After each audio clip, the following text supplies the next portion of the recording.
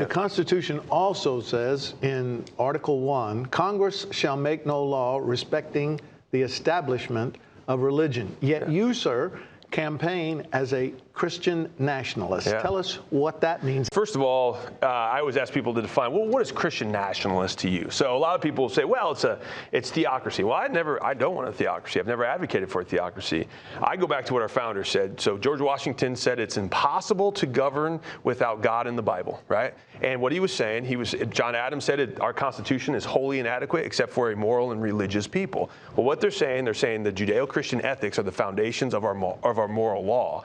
And so I go back to that principle, say, hey, we welcome all faiths in America.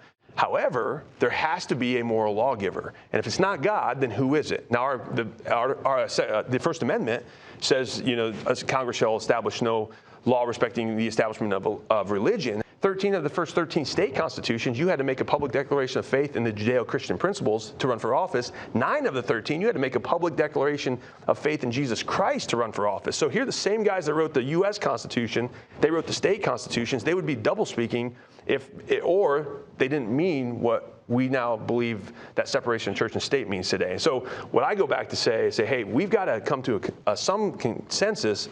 Where does the objective truth of morality come from?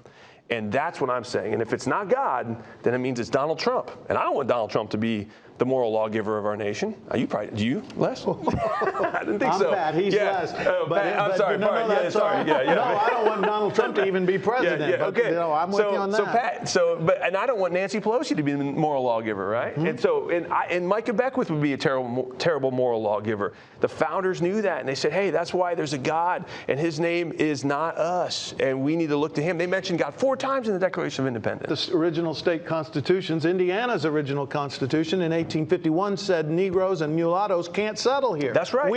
We make it more perfect. Evolved. That's right. We always go back. We say, can we do it better? But the question that I think is being laid out before us today is America.